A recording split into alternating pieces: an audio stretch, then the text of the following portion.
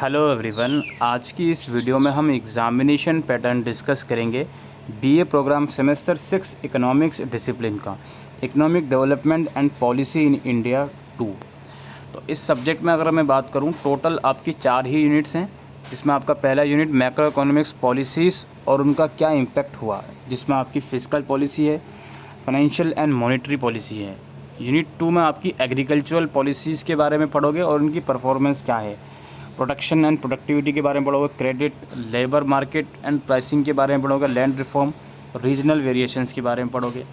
फिर यूनिट 3 में आप इंडस्ट्री के बारे में पढ़ोगे, इंडस्ट्री से रिलेटेड जो पॉलिसीज़ बनी उनकी क्या परफॉर्मेंस रही, प्रोडक्शन का ट्रेंड क्या रहा, small scale industries, public sector, foreign investment, labour regulation के बारे में पढ़ोगे। और यूनिट 4 में आप सर्विसेज एंड ट्रेड के बारे में पढ़ोगे, इसमें क्या ट्रेंड रहा, इनकी क्या परफॉर्मेंस है, इनकी पॉलिसीज़ क्या क्या है, उसके बारे में आप पढ़ोगे।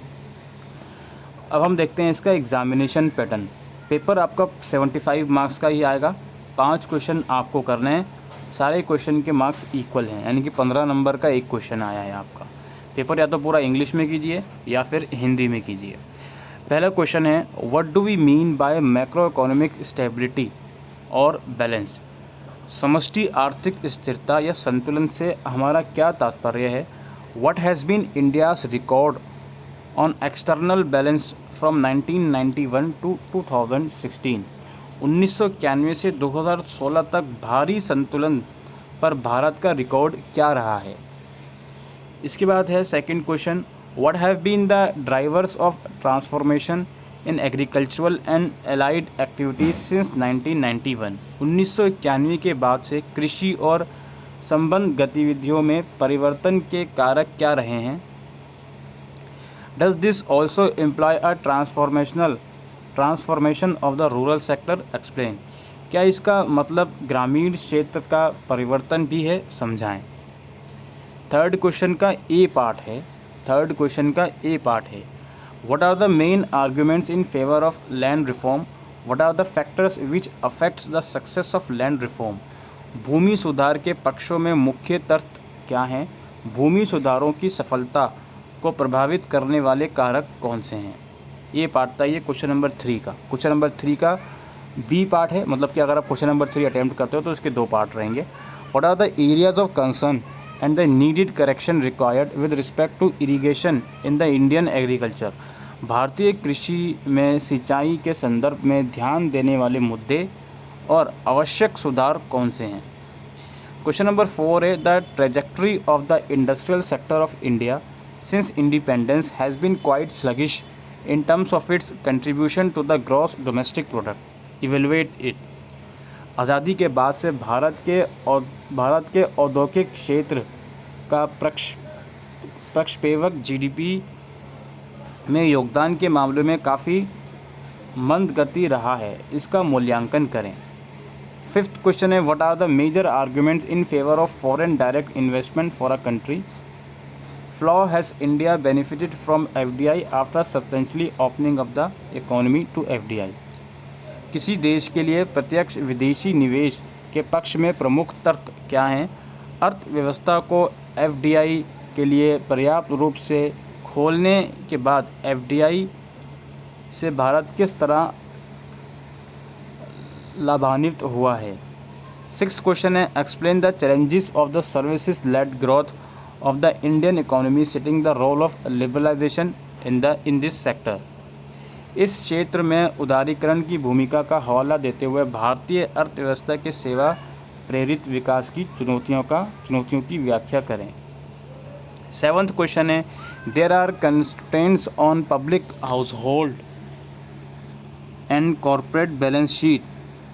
abandoning export orientation is akin to killing the only goose that can lay eggs. Using the above statement, explain whether the trade policy adopted in the Indian economy is warranted and will it work in the future.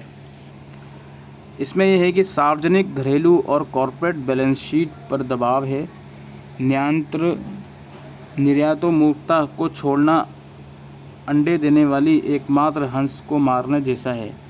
उपरोक्त कथन का प्रयोग करते हुए स्पष्ट करें कि क्या भारतीय अर्थव्यवस्था में अपनाई गई व्यापार नीति की आवश्यकता है और क्या ये भविष्य में काम करेगी।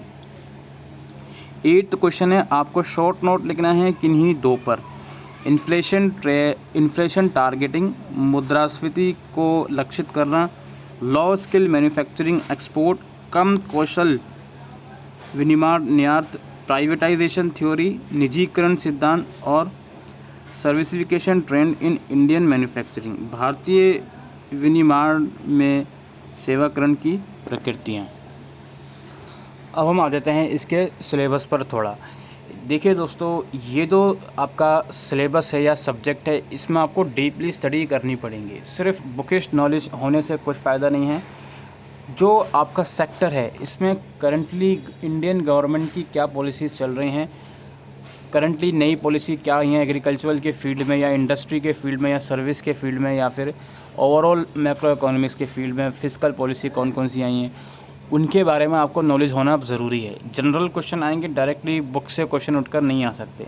हाँ, बुक को समझोगे, पढ़ोगे कि क्या गवर्नमेंट की पॉलिसीज़ चलती हैं, तो ही आप उसको अटेम्प्ट कर पाओगे। अगर मैं बात करूँ यूनिट 2, 3 और 4 दोनों में से दो क्वेश्चन फुल फ्लेज आए हैं। यूनिट 1 में से एक पूरा क्वेश्चन आया है और एक क्वेश्चन आपका शॉर्ट नोट में से आया, जिनको ओवरऑल हर एक यूनिट में से कवर कर लिया जाएगा। तो अगर मैं चारों यूनिट में से बात करूं, यूनिट 2, 3, 4 की वेटेज इक्वल है। यूनिट 4 में से एक ही क्वेश्चन आया हुआ था, वो 1991 रिफॉर्म वाला, वो आपको करना होगा, ठीक है। और शॉर्ट नोट में से कुछ भी आ सकता है। जैसे यहाँ पे मैं अगर वापसी क्वेश्चन पेपर पर आपको लिए चलता हूँ, तो यहाँ पे इन्फ्लेशन टारगेटिंग आ गया, लो स्किल मैन्युफैक्चरिंग एक्सपोर्ट्स आ गया, प्राइवेटाइजेशन थ्योरी आ गया, सर्विसिफिकेशन ट्रेंड्स इन इंडियन मैन्युफैक्चरिंग आ गया। तो ये भी अगर मैं बात करूँ, ये इंडस्ट्री या सर्विस वाली यूनिट में से भी शॉर्ट नोट क्वेश्चन आए हैं। तो कुल मिलाकर आपको काफ़ी अच्छे से, काफ़ी डीपली इस सब्जेक्ट की स्टडी करनी होगी, तो ही आप पेपर इजीली अटेम्प्ट कर सकते हो। पेपर के अंदर मैंने आपको 8 क्वेश्चन दिखाए, जिसमें से कोई 5 करने होंगे। इसका मतलब ये है कि आप अगर इन 3 यूनिट्स को भी बहुत अच्छे से कवर कर लेते हो, नीचे वाली 3 यूनिट्स को, तो भी आप पेपर ईज़िली अटेम्प्ट करके आ सकते हो, ठीक है। बाकी अगर इन तीनों को भी करते हो तो भी चांसेस रहेंगे कि हाँ जी, पेपर आप फिर भी अटेम्प्ट करके आ सकते हो। बाकी इन 3 का नाम मैंने इसलिए लिया क्योंकि तीनों में से दो क्वेश्चन फुल फ्लेज आ रहे हैं। बाकी यूनिट 1 में से एक ही क्वेश्चन फुल फ्लेज आया है। तो आई होप दोस्तों आपको ये वीडियो यूज़फुल लगी हो, तो वीडियो को शेयर कीजिएगा। Thank you.